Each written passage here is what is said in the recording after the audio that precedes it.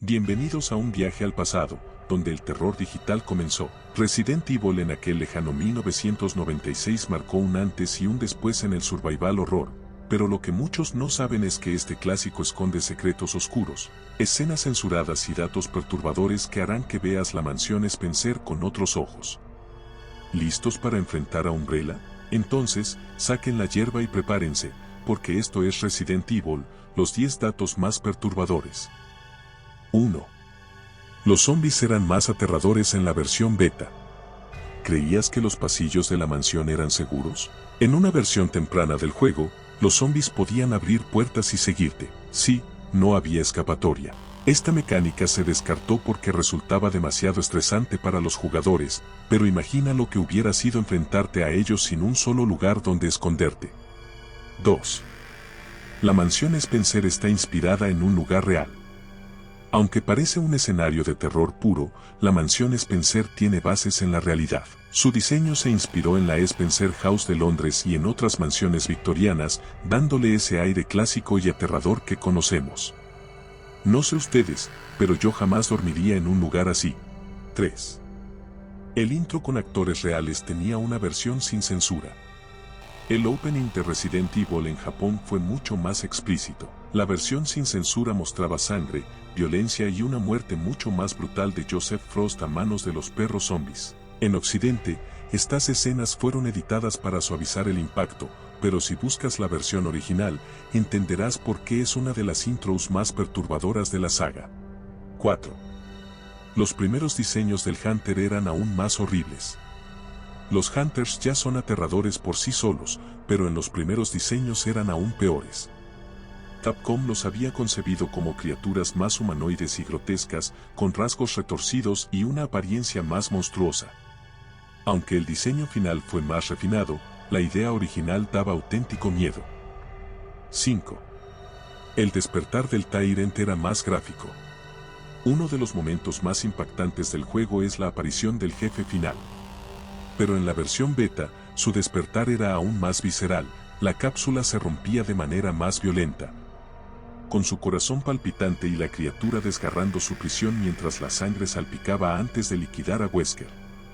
Sin duda, un detalle que hubiera hecho este momento todavía más memorable.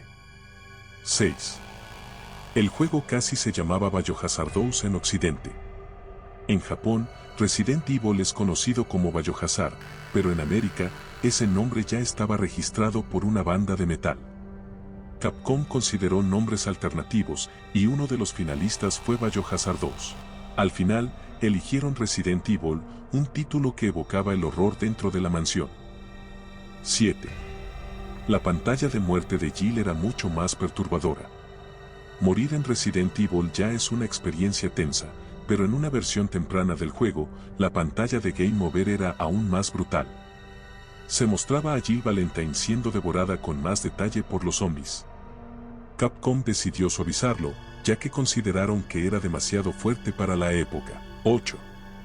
La historia original incluía fantasmas y demonios.